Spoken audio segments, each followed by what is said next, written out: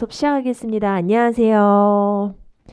네, 부교재 준비 안 되신 분들은 선생님이 핸드아웃 나눠드리고 있습니다. 핸드아웃 못 받으신 분 다 받으셨나요? 좋습니다. 자, 그러면 핸드아웃 1페이지 부교재 있으신 분들은 부교재 오리엔테이션 페이지를 열어주시고 우리 짤막하게 OT 진행한 후에 오늘 진도를 나가도록 하겠습니다. 지난달에 이어서 수업을 들으시는 분들도 있고 이번 달 처음 등록을 하신 분들도 있기 때문에 RC 관련된 주의사항을 몇 가지 알려드리도록 하겠습니다. 일단 선생님 이름은 양지혜고요. 선생님 있는 곳이 이 건물 지하 1층입니다. 그 중급 레벨에서는 선생님이 강조하는 거가 그냥 배운다가 아니라 헷갈리는 두 개를 비교해서 이해한다라는 게 중요하다. 그래서 지난달부터 선생님이 오답 노트 만드는 거를 강조했었습니다. 다시 한번 옆에다가 문법 정리하고 문제 풀고 나서 반드시 5문제라도 좋으니까 그날 배운 것 중에서 얘는 꼭 소장해야 해 하는 거는 선생님이 자필로 남겨야 된다라고 하는 거 강조했었어요. 반별 게시판에 오답 노트 샘플을 올려드렸습니다. 그래서 지난달에 나는 끝까지 했다 하는 학생들도 있고 하다가 말았다 하는 학생들 괜찮아요. 이번 달 다시 시작합니다. 시작해서 우리 늦어도 3월 중순 안에는 점수를 내보는 겁니다. 그러려면 조금 빡세게 공부하는 이런 툴이 필요하다라고 강조했었죠. 교재는 2권이 있습니다. 주교재, 부교재. 네, 이 2권을 사실 오늘부터 준비가 돼 있어야 합니다만 오늘 개강 첫날이니까 다음 주 월요일부터 이 2권의 교재 수업 시간에 필참해 주시고 과제, 두말하면 잔소리인데 선생님 수업하고 과제 중에 더 중요한 건 사실은 과제예요. 둘 중에 한 가지로만 점수 내야 된다 그러면 수업이 아니라 과제입니다. 과제 열심히 했을 때 점수가 잘 나온다. 이 과제를 할 때 선생님이 강조하는 거 2가지. 1번 지난달 나는 문법 과제는 했는데 파7 과제를 조금 많이 밀렸다 하는 학생들을 위해서 공부 순서를 일단 독해 과제를 우선적으로 하는 것을 추천드립니다. 형광펜 들고 파7 해당 숙제 부분에 하이라이트 해주세요. 요걸 먼저 할 것. 2번째, 여러분 그 단어, 복화나 아니면 LC 같은 경우는 사실 한 달 안에 이렇게 확 좋아진다 혹은 끝낼 수 있다라고 절대 말할 수 있는 영역이 아니에요. 그렇지만 문법은 한 달, 우린 2달 과정이니까 월수금 2달 안에 끝날 수가 있어요. 그 아무리 복잡한 문법이라 하더라도 딱 1과부터 20과까지 세팅이 돼 있어요. 근데 얘를 내가 완전히 습득하기 위해서는 2가지를 해야 돼요. 네. 반복을 해야 한다. 그리고 그러기 위해서 기록을 해야 한다. 선생님 수업을 듣고 나서 집에 가서 절대 문제 먼저 풀지 마시고 그 해당 그 개념들을 수업 시간에 배웠던 개념들을 다시 한번 내 거로 곱씹고 체화하는 작업을 하셔야 돼요. 그리고 이전에 뭐 배웠는지에 대한 복습도 조금 중간중간 자체적으로 해주실 필요가 있습니다. 그러니까 뭐가 제일 중요하냐면은 문제 푸는 게 중요한 게 아니라 문제를 제대로 풀기 위한 데이터를 내 거로 이렇게 소화해서 머릿속에 차곡차곡 정리하는 게 필요하다라는 거예요. 그래서 집에 가가지고 공부 좀 해야겠다 싶으면은 제일 먼저 하는 거는 문제풀이가 아니라 개념 정리. 개념 정리를 다시 한번 내 거로 이해하고 아이고 문제는 조금 밀리면 어때? 이거 조금 밀려서 주말 동안 풀어야지 해도 괜찮아요. 이 3개 중에 1개만 풀어도 괜찮습니다. 단 이 문제풀이는 여러분들 융통성 있게 하셔도 좋은데 시작은 개념 정리고 끝은 오답 노트고 이거 2개는 디폴트예요. 공부할 때. RC 공부할 때. 시작은 개념 정리, 끝은 오답 노트. 문제풀이는 약간 융통성 있게 진행해도 좋다라는 겁니다. 물론 이제 이거 3가지를 다 푸는 거가 그렇게 부담이 되진 않을 겁니다. 선생님 수업을 듣고 푸는 거는 시간이 그렇게 오래 걸리지는 않는다. 선생님하고의 모든 의사소통은 반별 게시판을 통해 이루어진다. 라고 해도 과언이 아니죠. 근데 수업 끝나고 복도로 나와서 질문 주셔도 늘 환영입니다.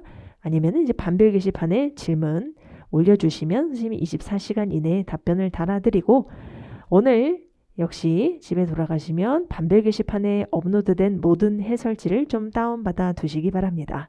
네, 그래서 한 달 동안 선생님 좀 마음이 급하다. 왜냐면은 지난달과 다르게 이번 달에 뭐 해야 될 게 많아요. 품사도 이번 달에 다 나가야 되고 투부정사, 동명사, 분사 이런 준동사 시리즈도 짝수달 과정 안에 포함이 되기 때문에 선생님이 이제 데이 1부터 약간 긴장이 되는 거죠. 이것도 빨리 해야 되고. 그래서 오늘부터도 이제 진단고사는 없어요. 지난달과는 다르게 바로 명사를 끝내야 하는 시간입니다. 그래서 처음 여기까지는 품사를 배우는데 시험에 많이 나와요. 어렵진 않아요. 근데 시험에 많이 나오는 부분이 문항수 자체가 많고 그 다음 여기는 시험에 많이 나오진 않지. 그렇지만 난이도는 있어요. 난이도가 상입니다. 위에는 시험에 많이 나오는 부분이고 그래서 이번 달이 조금 이렇게 뭐가 많다, 근데 빡세다 라고 하는 거 일러드립니다. 궁금하신 거 있으세요? 없어요? 그러면 넘어가.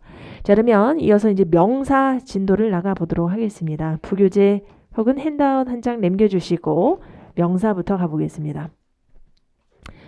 여러분 이제 토익이 명사를 출제할 때 매뉴얼 있어요, 당연히. 이거 이렇게 이제 출제하는 4가지 카테고리가 있습니다. 그거에 맞춰서 우리가 오늘 명사 진도를 나갈 건데 1번 명사 자리라는 걸 알고 있는가? 라는 거가 이제 시험에 항상 붙박이로 출제가 됩니다. 그렇다고 뭐 우리가 모든 명사의 뜻을 알고 시험장 갈 수는 없지만 대충 단어를 보고 이 명사다라고 하는 걸 품사를 직감하는 건 되게 중요하죠. 빨간 펜 들고 명사 어미에 동그라미 쳐보겠습니다. 어미.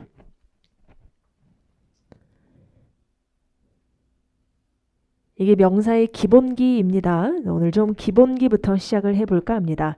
형광펜 들고 션, 전 이런 어미로 끝난다라고 하면 거의 대부분은 명사죠. emotion, decision처럼 t로 끝나는 것도 거의 대부분은 명사입니다.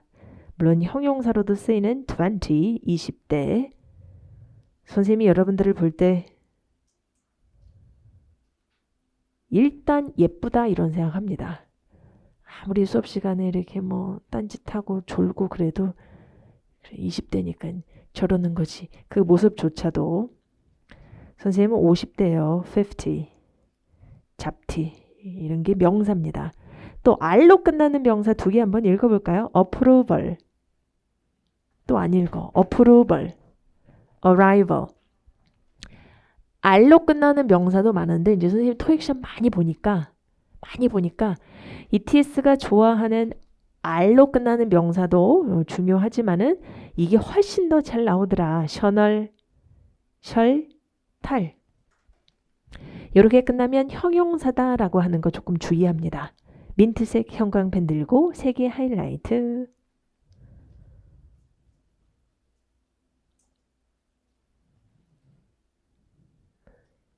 얘네 이거 귀여워서 어떡하냐. 앙스, 옹스 형광펜 하이라이트. 오른쪽에 있는 accordance 밑줄 쳐보겠습니다. 일치라는 의미의 명사인데 실제 이 단어 안에 정말 코드가 들어가 있네요. 야, 너랑 나랑 코드 맞는다.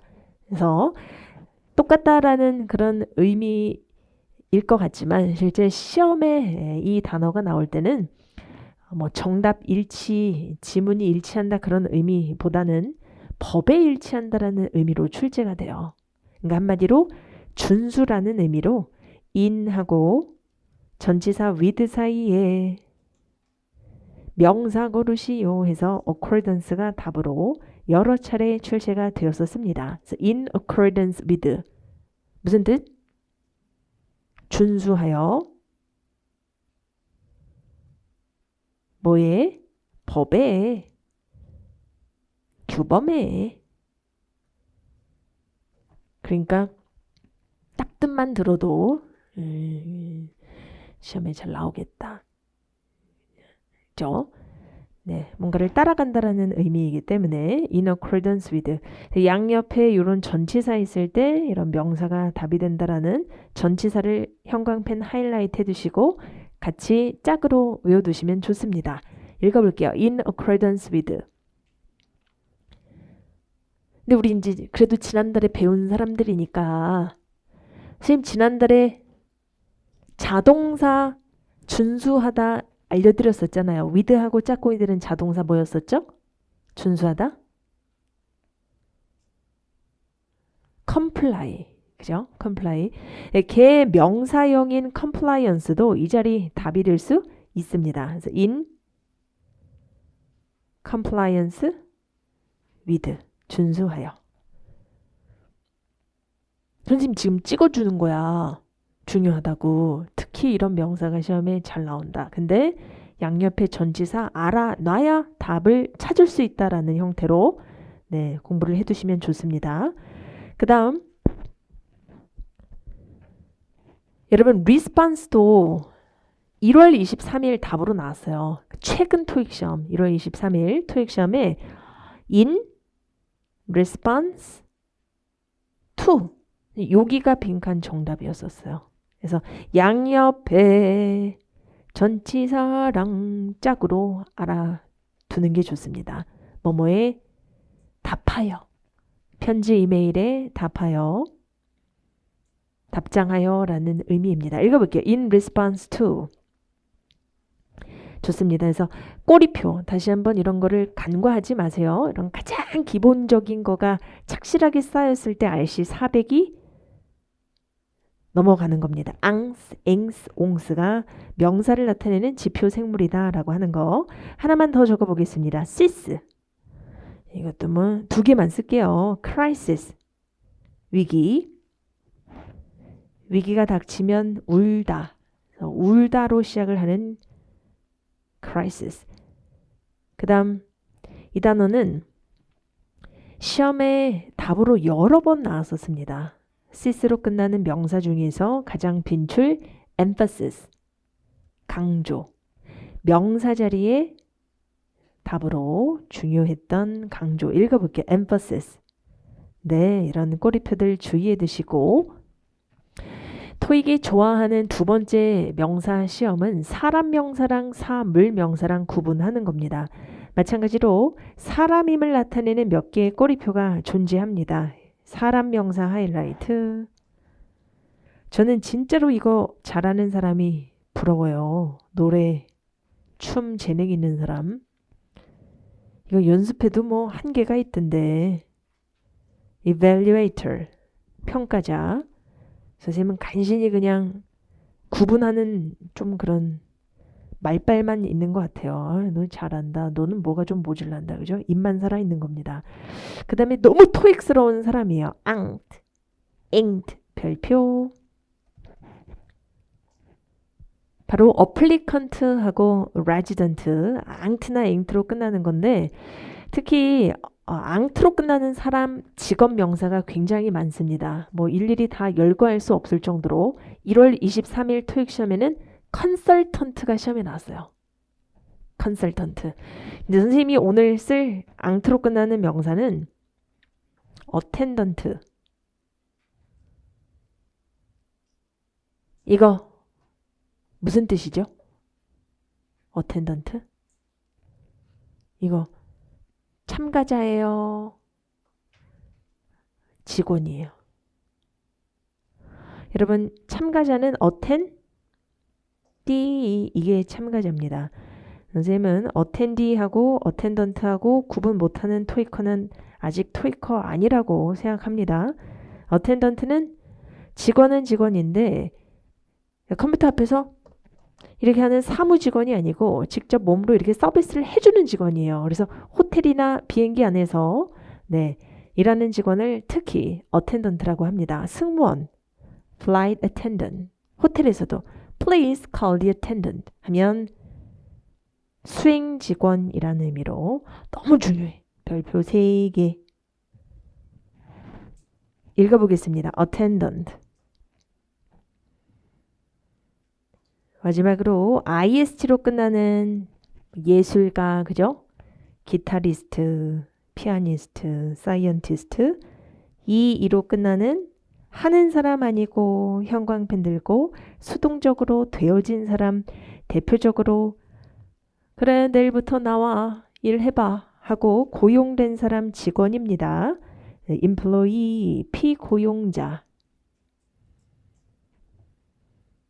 그래 너도 참가해봐. 그래서 참가되어진 사람 attendee. 나 반장 후보 지명됐다. 후보 지명되어서 반장 후보자, 여우주연상 후보자, 노미네이트 됐다라는 말을 하는데 이거 노미니라고 읽지는 않습니다. 나문희, 그 탤런트 나문희 씨하고 발음이 똑같아요. 읽어볼게요. 나문희, 후보 지명된 사람, 즉 후보자입니다. 이렇게 이로 끝나면 사람이 된다라고 하는 거. 자, 우리는 지금 명사의 기본적인 문제들을 놓치지 않기 위해서 이런 기본적인 데이터를 다시 한번 점검을 하고 있습니다. 자, 두 번째 기본기입니다. 이 명사는 언제 빈칸 답의 자격이 있는가? 명사가 빈칸 답이다, 명사 자리다라고 하는 신호탄들을 또 몇 개 정리를 해보는데 형광펜 들고 첫 번째는 형용사입니다. 당연한 얘기죠. 형용사, 명사. 두 번째 1월 23일 RC 1번 문제로 답이었던 소유격 명사, 관사 명사, 전치사 뒤에도 명사가 정답이 됩니다. 이 정도는 좀 암기는 하고 계셔야 돼요. 형명, 소명, 관명, 전명. everybody 4개 안 보고 ready 시작. 형명, 소명, 관명, 전명. 한 번만 더 시작. 형명, 소명, 관명, 전명. 단 이런 생각을 해볼 수는 있죠. 선생님, 그 명사 앞에요. 좋은 친구, 나의 좋은 친구, 한 명의 나의 좋은 친구, 나의 가장 좋은 친구와 함께 이런 식으로 전치사도 관사도 소유격도 다 쓴다라고 했을 때 물론 이제 관사랑 소유격은 같이 안 쓰긴 하지만 이 소유격이 명사의 소유격일 경우 관사랑 같이 쓰는 게 일부 허용이 되기 때문에 선생님이 일단 이렇게 공식을 써놓긴 했는데 중요한 건 오늘 중요한 건 이거 하나만 기억하자라는 겁니다. 명사 앞에 형용사도 쓰고 관사도 쓰고 했을 때 그냥 아무렇게나 앞에 붙여주면 안 된다라는 거. 얘네 명사를 기준으로 해서 되게 서열이 있어요. 정치적인 서열. 이 명사의 최측근 자리에 여기 소유격을 쓰고 여기 형용사를 쓴다. 여기 관사를 쓰고 여기 형용사를 쓰고 이렇게 명사를 쓴다. 이런 어수는 영어에 존재하지 않아요. 형용사의 위치는 명사 바로 앞이어야 한다. 오늘 이것만 기억하자. 이게 나중에 나비 효과 일으켜요. 분사나 동명사 가서 형명 이렇게 꾸며준다라는 거. 거기 찰칵 찍어두세요. 형명. 굉장히 심플한 것 같은데 이 부분이 나중에 되게 중요한 부분하고 또 연결이 됩니다. 자, 그러면 조금 더 마음에 와닿는 공식으로 5, 6, 7 정리해두고 파랭이 가서 바로 실전 문제를 풀어보도록 하겠습니다. 자, 검정색 펜 들고 5번부터 이어서 필기를 해보도록 하겠습니다. 5번 더 이러니까 훨씬 더 마음에 클릭이 된다. 그지? 뒤에 전치사가 있을 때 이 빈칸에 영향을 미치는 거는 관사예요, 전치사예요. 이 빈칸이 품사 문제라고 했을 때 빈칸 뒤에 전치사가 보이면 사실은 여기서부터 수식어구의 시작이라는 의미이기 때문에 빈칸에 영향을 미치는 건 관사입니다. 그래서 관사 뒤에 명사가 정답. 너무 심플한 걸 선생님이 정교하게 설명하는 듯한데 선생님 높아심에 그래요. 여러분 관사 뒤에 그 명사 정답인데 그럼 혹시 보기에 ing 동명사 있으면 어떻게 얘도 명사 성격을 갖고 있으니까 어떻게 좀 기회를 줄까? 어떻게 해석 한번 해볼까요? 아니면 말도 안 돼! 그러고 싹을 잘라버릴까요? 잘라버려야 돼요. 절대 안 된다. X 해주세요. 관사 뒤에 동명사 안 써요. 선생님 그럼 더 마케팅 이런 거는 뭐예요? 마케팅, 미팅, 애드버타이징 같은 ing형 명사들은 그 소수를 따로 정리하는 거지. 걔네가 가능하다 그래서 얘한테 기회를 주고 이런 심플한 문제를 해석해서 풀면 절대 안 돼요. 무조건 명사 답. 2번. 자, 이번에 왼쪽에도 전치사. 빈칸 오른쪽에도 전치사. 응? 양옆에 이렇게 전치사가 왔을 때 빈칸 영향을 미치는 전치사는 왼쪽에 있는 전치사입니다. 빈칸 오른쪽에 있는 전치사는 여기서부터 쓰레기 수식어구의 시작이기 때문에 빈칸에 영향을 미치는 건 왼쪽의 전치사 때문에 명사가 정답이 된다라는 건데 마찬가지로 보기에 동명사 ing가 있으면 어떻게 전치사 뒤에 ing 가능성 있어요? 없어요? 관사 뒤에 ing는 안 되지만 전치사 뒤에 동명사는 답의 가능성이 있어요. 이거 어렵네. 이거 그러면은 이거 명사랑 ing랑 두 개를 해석으로 대조를 해 본다라는 건 사실 끔찍한 얘기입니다. 시험장에서. 이 동명사는 우리가 이번 달 배울 예정인데 그때 자세히 설명을 드리겠지만 이 동명사라는 건 명사보다도 동사의 때꼽물이 강하게 남아있는 품사이기 때문에 포인트는 이거예요. 동사라는 거. 즉, 이 동사가 타동사에 ing를 붙여놓은 동명사라고 했을 때 써볼게요. 타. 동사의 성격을 유지하기 위해서 반드시 뒤에 뭐가 있어야 된다? 목적어가 있어야 답의 자격이 있어요. 그게 동명사의 핵심이에요. 동명사는 반드시 동사 성격을 유지하기 위해서 목적어가 뒤에 동반돼 있을 때만 답의 자격이 있다라고 정리를 합니다. 지금 이 상황에서는 빈칸 뒤에 전치사가 있기 때문에 네, ing가 답의 자격이 없다라는 거. 네, 되게 이제 중급 한 달 수업 듣고 내 목표가 800이었는데 900, 950으로 졸업을 한 학생들이 생각보다 되게 많거든요. 그런 학생들 꼭 선생님한테 알려주거든요. 네, 어떻게 공부했는지 선생님 별로 안 궁금한데 자기가 어떻게 공부했는지 알려줘요. 후기 글에 이렇게 공부했고요. 선생님이 뭐 얘기한 건 이렇게 정리. 보면은 항상 선생님 부교재의 개념을 이렇게 씹어먹을 것처럼 여러 번 봤다라는 얘기를 합니다. 그리고 그런 학생들의 공통점이 뭐냐면은 질문도 많이 하고 질문할 때 되게 날카로워요. 날카롭습니다. 선생님이 설명 안 한 부분을 교묘하게 이렇게 설명 안 한 부분을 막 찾아가지고 꼭 물어봐. 그 부분을. 예를 들어 이 부분도 선생님이 ing는 뒤에 목적어 있어야 되니까 지금 안 되는 거잖아요. 근데 열심히 공부한 학생들은 선생님이 했던 얘기들을 이제 집에서 곱씹어 가면서 막 이렇게 생각하다가 근데 만약에 이게 타동사가 아니고 만약에 자동사잖아? 그럼 자동사의 ing는 자동사 성격을 유지하니까 뒤에 전치사가 올 수 있는 거 아니야? 그러면 얘는 이게 답이 될 수 있는 건가? 그러면 그때 명사랑 이 ing랑 같이 있으면 그럼 답을 어떻게 골라야 되는가? 이런 생각까지 해본다라는 겁니다. 물론 크게 뭐 도움이 되는 그런 생각은 아니지만 그런 생각을 해본다라는 거가 의미가 있죠. 실제 보기에 이렇게 구성이 돼 있다라고 했을 때 in하고 with 사이에 compliance 명사죠. comply 자동사에 ing를 붙인 B번 형태가 둘이 보기에 공존한다 했을 때 B번도 문법적으로는 전혀 하자가 없습니다. 당연히 명사도 전치사 사이에 답의 가능성이 있어요. 자, 그러면 주의합니다. 귀 쫑긋. 잘 들어요. 동명사랑 명사랑 문법적으로 다 답이 되는 상황이야. 얘도 하자가 없어. 그랬을 땐 항상 언어적으로 동명사보다는 명사가 우월하다. 답의 자리를 선점한다. 이걸 거칠게 얘기하면 여러분 아까 배웠잖아요. 수거입니다. in compliance with. 이렇게 거칠게 설명을 외우는 거야. 이렇게 얘기하면 여러분들이 와닿지 않잖아요. 그래서 룰로 알려드립니다. 법칙. 동명사랑 명사랑 모두 답의 가능성이 있는 상황에선 항상 명사가 답으로 더 적합하다. 훨씬 더 자연스럽다라고 알아두시면 되겠습니다. 이해되시죠? 좋아요. 자, 이어서 7번 갑니다. 투부정사, 동명사.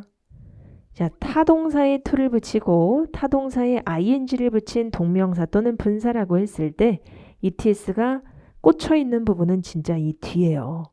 여기, 무슨 자리, 목적어 자리. 이거 있어야 영어예요.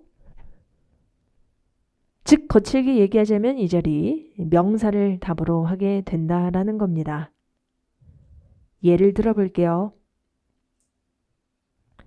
오늘이 입추예요, 여러분. 입춘. 입춘이래요. 믿겨져요? 너무 추워. 이 긴 겨울 토익에서 성공하려면 특히 아침 수업 듣는 여러분들 컨디션 중요합니다. 잘 먹어야 돼요. 뭐를 먹는 거 아침에 항상 식사하고 오셔야 됩니다. 달걀이라도 드시고 오세요. 달걀을 먹는 건 완전 식품. to drink. 아니면 마시기라도 해. 뭐를? 우유를 마시는 것. 커피 말고. 이런 식으로 뭐를에 해당하는 목적어가 필요하다라는 겁니다. 파랭이 가볼게요. 파랭이 열어주시고 이제 문제를 좀 풀어보도록 하겠습니다. 98페이지 세 문제 마킹합니다. 1번, 4번, 12번 풀어볼게요. 1번, 4번, 12번.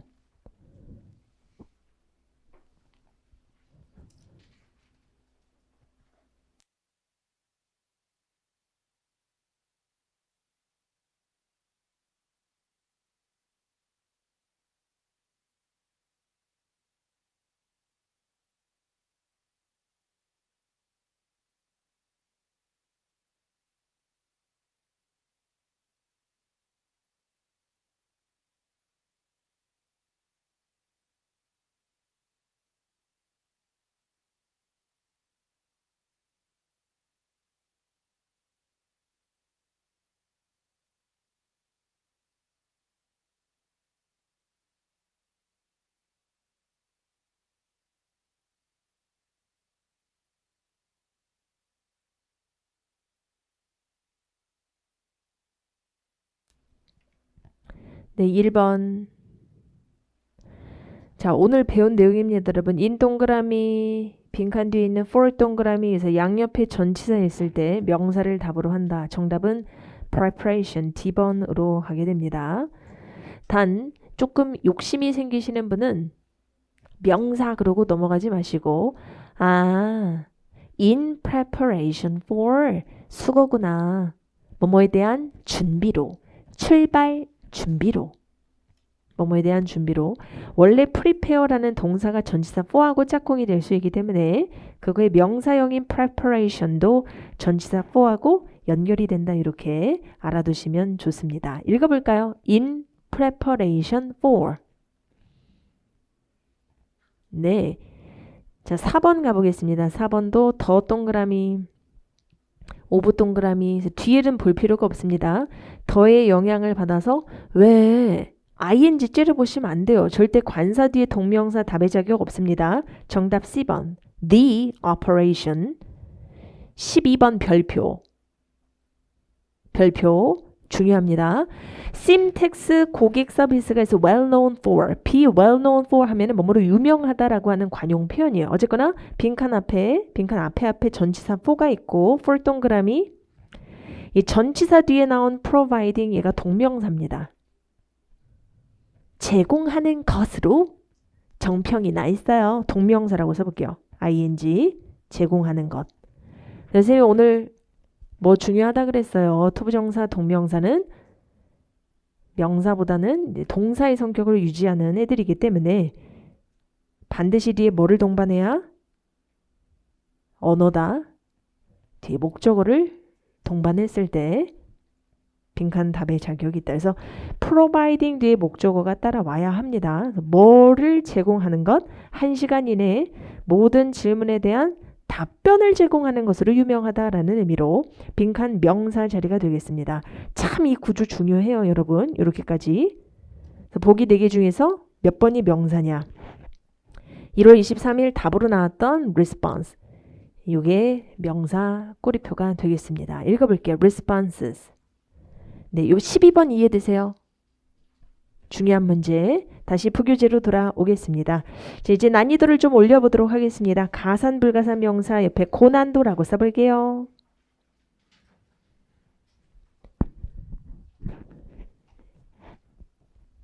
이 부분이 막 이해가 안 되는 건 아니에요. 못 알아듣겠다 이거 아니고, 그렇다고 막 외워야 돼? 그것도 아니고, 뭐 암기할 게 딱히 있는 것도 아닌데, 이해도 되고 뭐 딱히 외울 게 많은 데이터를 필요로 하는 부분도 아니지만은 집에 가서 과제를 하다 보면 계속 틀리는 부분이 여기일 거예요. 아, 맞다. 가산명사지. 아, 맞네. 그래서 적용이 좀 안 된다. 적용 장애라고 써주세요. 이해는 되는데 문제 풀 때 바로바로 적용이 안 된다. 이런 게 진짜 어려운 거지. 그래서 영어에는 가산명사가 90%고 불가산명사가 10%고 압도적으로 가산명사가 많고 시험에도 많이 나온다라고 부등호 방향을 왼쪽으로 열어주시고 가산명사의 별표. 그래서 불가산명사는 선생님이 이따가 몇 개 좀 이렇게 찍어서 이런 것만 알아두세요. 토익에서 중요한 불가산명사를 일러드릴 거예요. 그거를 제외하고는 다 가산명사라고 생각하고 문제를 풀면 됩니다. 그래서 문제를 풀면서 여러분들이 헷갈리는 그런 명사를 만났을 때 가산명사라고 생각하고 풀어야 답일 확률이 더 높다라고 하는 거. 가산명사라고 생각하시는 게 중요합니다. 그래서 가격, 이 또한 가산명사입니다.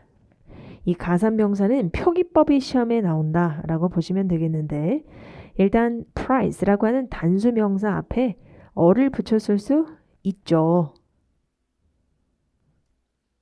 더를 붙였을 수 있습니다. 소유격 붙였을 수 있고요.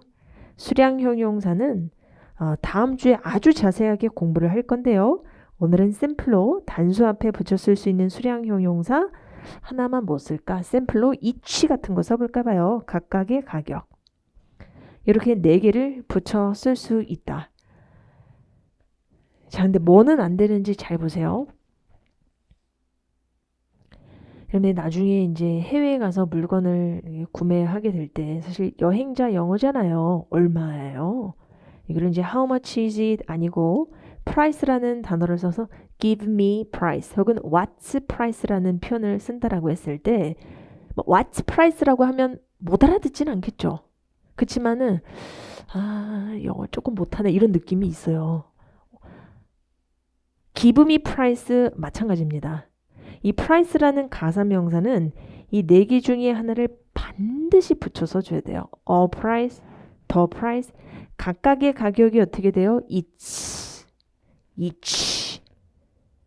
4개 중에 하나가 꼭 필요하고 왼쪽에 아무것도 안 붙이고 오른쪽에도 아무것도 안 붙인 그냥 단수 가산명사는 빈칸 답의 자격이 없다. price는 단어예요. 언어가 아닙니다. 애기 옹알이에요. 이게 말이 되려면 반드시 4개 중에 하나로 코팅 되어야 한다. 형광펜 들고 하이라이트.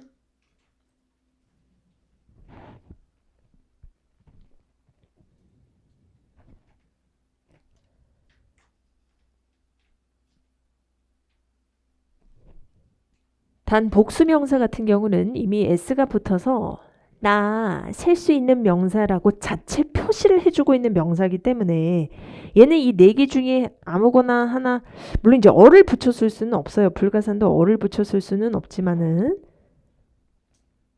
아무것도 안 붙여도 답의 가능성이 있다라는 겁니다. 물론 이제 덜을 붙였을 수 있어요. 불가산 앞에도 덜을 붙였을 수 있고 왜 소유격도 my friend만 되는 거 아니잖아요. my friends 복수명사 앞에 올 수 있고 왜 my 아메리카노 이렇게 해도 되지. 그래서 민트색 형광펜 들고 더하고 소유격은 모든 명사 앞에 올 수 있다. 하이라이트.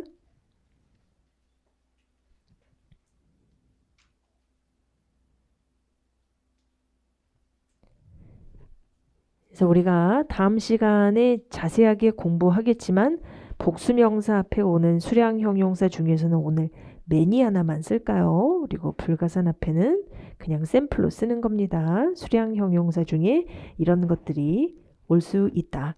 근데 중요한 건 뭐냐면요. 이 복수명사나 불가산 명사는 어나 더 소유격이 없어도 빈칸 답의 자격이 있어요. 관사 없이도 쓰일 수가 있습니다. 이 자체로 언어가 됩니다. 정답 가능성이 있음. 아무것도 안 붙인 상태에서 답이 될 수 있음. 얘네가 좀 더 유리한 상황이 있는 거죠. 단수명사는 관사나 소유격 수량 형용사 등의 한정사를 반드시 동반해야만 빈칸 답의 자격이 있다라는 겁니다. 그래서 가산명사는 시험에 선생님이 90%라고 했지만 막상 또 다시 뜻을 떠올려 봤을 때 헷갈리는 가산명사가 바로 돈입니다. 돈에 별표 해주시고요. 우리가 중학교 때 머니라는 단어가 불가산이라고 세뇌당해가지고 근데 토익이 머니는 안 나오는데 머니를 대신할 수 있는 재미있는 명사들이 이렇게나 많은데요. 첫 번째는 코스트입니다. 비용인데 마찬가지예요. 가산 명사이기 때문에 앞에 어를 붙여 써주거나 아니면 복수로 만들어서 빈칸 답의 자격이 있습니다. 그냥 우리 복수로 만들어 외울까 봐요. 읽어볼까요? cost. 또 좀만 깎아주세요. 디스카운트 해달라라는 말 많이 합니다. 그쵸? 동대문 가가지고 언니 조금만 디스카운트 좀 해줘. 언니가 눈을 하얗게 흘겨보면서 안 해주죠. 언니가 마음씨가 안 좋아서 그런 게 아니고 여러분들이 문법에 안 맞게 얘기해서 그런 거야. 화난 거야. 디스카운트. 이게 맞죠? 읽어볼게요. 디스카운트. 월말이 되면 엄마들이 얼마나 이제 그 돈이 많이 들어가는지 몰라. 그죠? 그 식탁 앞에서 엄청 뭐 피복비, 뭐 교육비, 뭐 식비, 그죠? 전기요. 이 비용의 종류는 너무 많아요. 그죠? 마찬가지로 expense가 사전에서 찾아보면 불가산이라고도 나오지만 이건 토익이잖아요. 토익에서 expense는 가산명사로 여러 번 출제가 됐었습니다. expenses. 그 다음 나 펀드 받아 유학 간다. 그 펀드 끊길지도 모르겠습니다. 가산 돈이잖아. 셀 수 있어. 셀 수 있어. 한 개, 두 개, 세 개 센다라는 의미가 아니라 이렇게 정확하게 표시해줘야 한다라는 의미의 가산 명사입니다. 읽어볼게요. funds 혹은 더 소유격 붙여서 내 앞에 한정사를 넣어서 코팅시킨 fund는 답이 될 수 있습니다. 단 우리 반이 조금 이제 이해가 팍팍 잘 되는 것 같으니까 한층 더 올라가서 약간 고난도 한 개만 더 추가를 해보도록 하겠습니다. 우리가 나 펀드 받았어 라는 말도 하지만 펀딩이 끊겼어 이런 말도 들어봤어요? 펀딩이 뭐 많아져서 펀딩이 그래서 펀딩이라는 것도 사실은 명사고 걔도 돈이거든요. 아래다가 당구장 표시해 주시고 자매품 펀딩 써보겠습니다.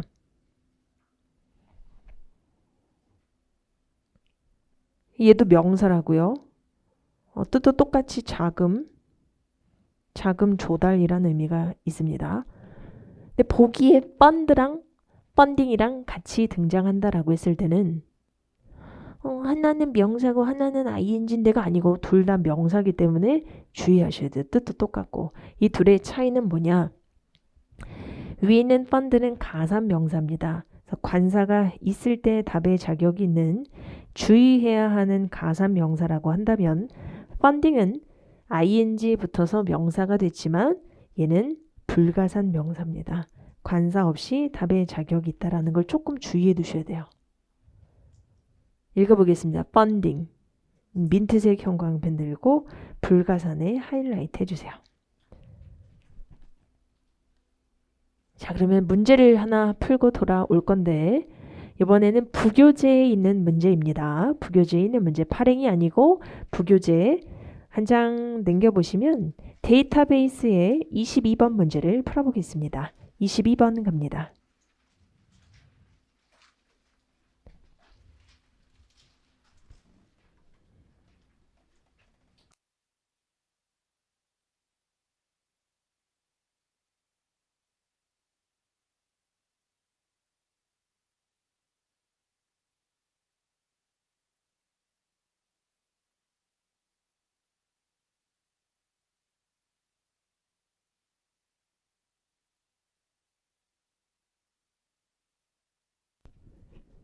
자, 22번 고난도라고 써주세요.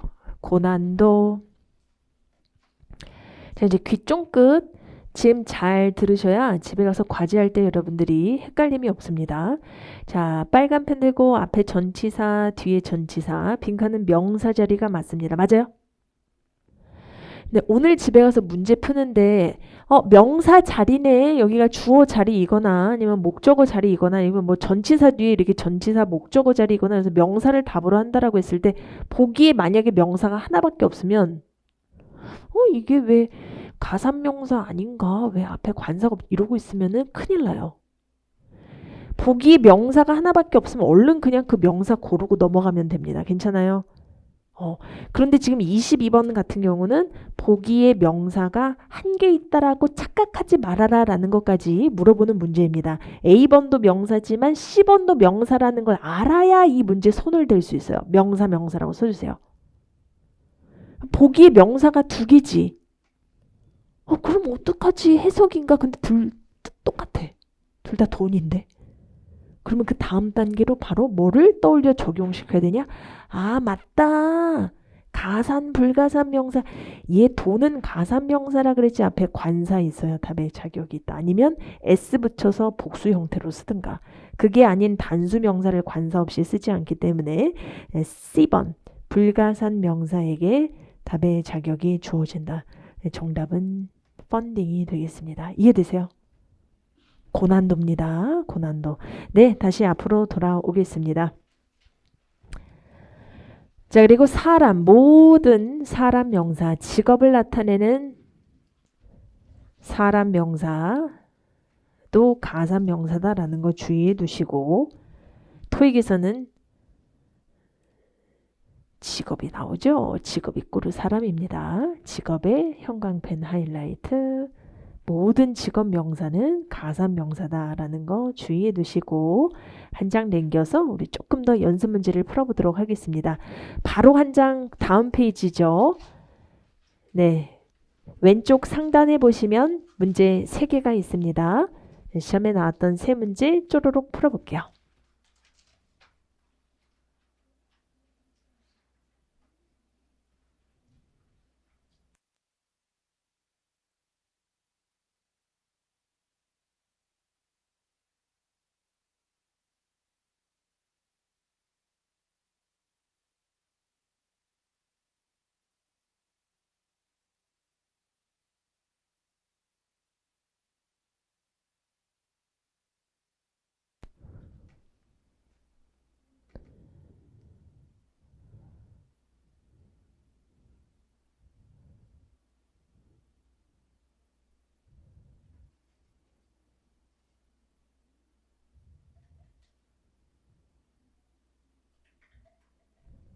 네, 110번 보겠습니다. 여기는 주어 동사 뒤에 목적어 자리라고 적어볼게요. 목적어 자리. 네, 설마 또 선생님이 높아심이겠죠. 선생님 동사가 단수인데요. 목적어도 단수 써야 되는 거 아닌가요? 하고 동사하고 목적어를 수일치시키는 일은 없어야 합니다. 이런 건 영어 문법에 존재하지 않고요. 수일치라는 건 주어하고 동사만 수일치를 시켜주면 되고 목적어는 주어 동사랑 상관없이 단수가 와도 되고 복수가 와도 무방합니다. 근데 이제 이런 문제 오늘 집에 가서 파랭이나 부교재에서 만났을 때 목적어 자리인데 보기 명사가 하나밖에 없으면 얼른 그냥 그 명사 고르면 돼요. 괜히 가산인데 불가산인데 이거 따지고 있으면 바보. 명사 고르면 되는데 보기 명사가 2개네. 하나는 단수고 하나는 복수야. 그럼 그때 생각해.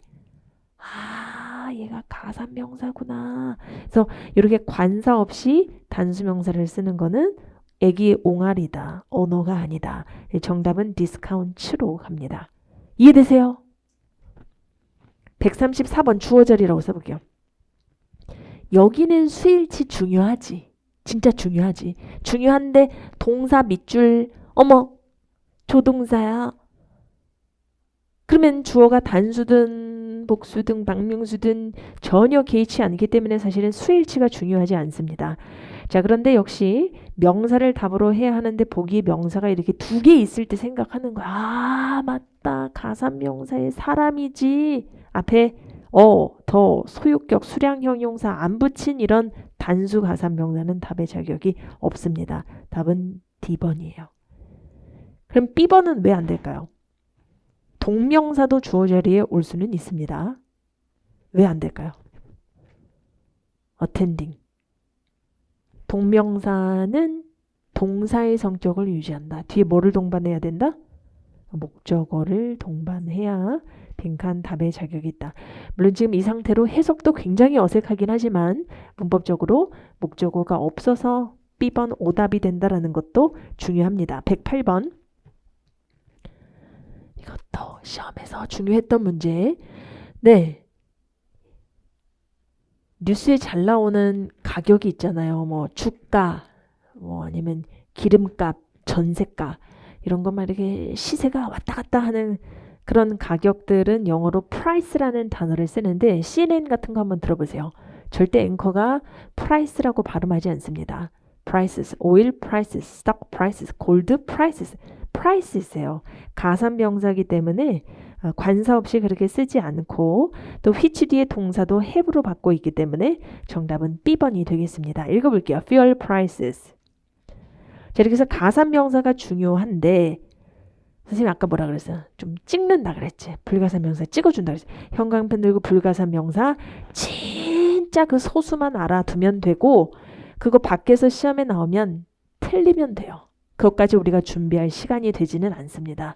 시험에 빈출되는 불가산명사가 몇 개 정해져 있는데 1번 바로 접근 권한이라고 해석이 되는 액세스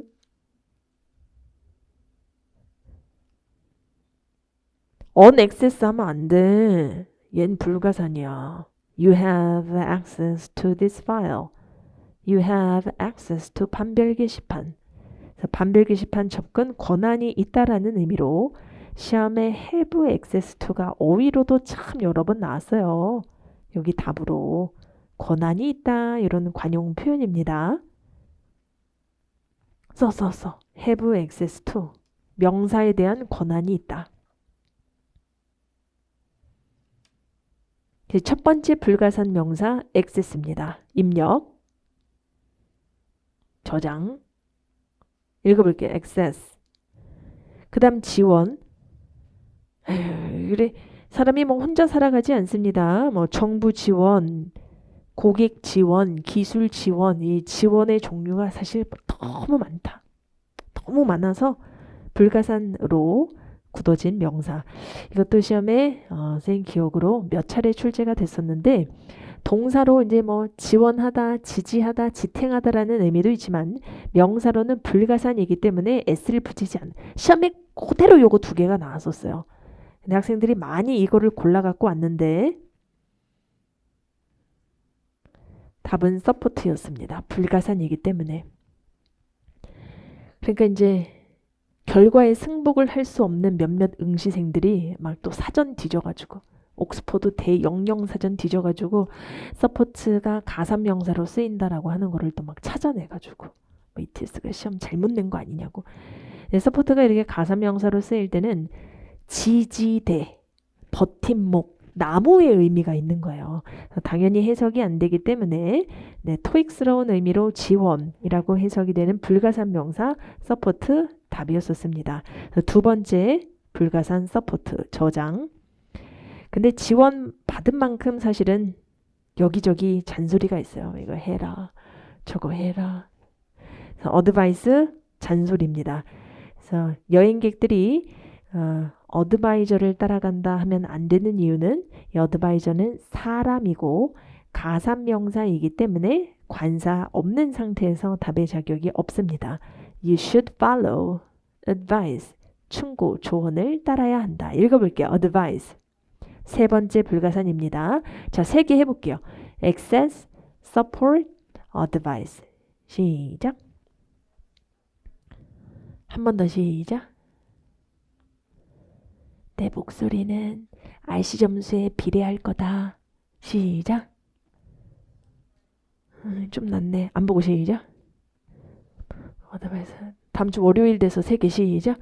Access, support, 어드바이스를 떠올리자라는 거죠. 자, 거기 이제 2개를 추가합니다. information 하이라이트, 정보. 그래요. 이거는 우리가 이해합니다. 정보의 홍수라고 해요. 페이크도 많고 뭐 너무 많아서 범람하는 네, 홍수. 그래서 양으로 승부하는 정보, 가산 아니고 불가산이고, 마지막으로 얘네는 레터는 가산이에요. 편지는 세는데 메일은 불가산이에요. 메일은 못 써요. 빙신인가 봐. 메일, 편지, 불가산 명사. 그래서 information하고 메일까지 추가해서 총 5개. access, support, advice, mail, information. 5개. 해봐야 되지 않겠어요? 시작. access, support, advice, mail, information. 좋습니다. 이 복합명사는 여러분, 선생님이 오른쪽에 복합명사를 정리를 해놨지만 거짓말은 못하겠어요. 불가산 명사는 이 중에서 하나가 시험에 나올 확률이 매우 높다이지만 그보다 훨씬 더 많이 정리가 된 복합명사 37개 중에서 이번 달 복합명사가 여기서 나올 거다라는 건 사실은 그럴 확률이 매우 낮습니다. 그건 거짓말일 확률이 높아요. 그래서 시험에 나왔던 거를 정리를 해놨지만 복합명사는 사실 매번 새로운 형태의 복합명사가 많이 출제가 되기 때문에 늘 해석하는 형태로 여러분들이 풀어주셔야 돼요. 복합명사는 어휘라서 남은 명사랑 가장 의미적으로 잘 부합하는 하나의 명사를 해석해서 찾는 형태로 출제가 됩니다. 해석 필수라고 써주세요. 단 복합명사에서 몇 개의 중요한 포인트는 바로 수일치하고 관련된 건데 그거 이제 끝에 있는 명사가 수를 결정한다라는 부분은 다음 주 월요일에 조금 더 부연 설명을 해드리도록 하겠습니다. 일단 오늘 배운 내용 다시 한번 숙지하시고 주말 동안 주교재, 부교재, 명사 관련 문제를 모두 풀어오시면 되겠습니다. 수고하셨습니다.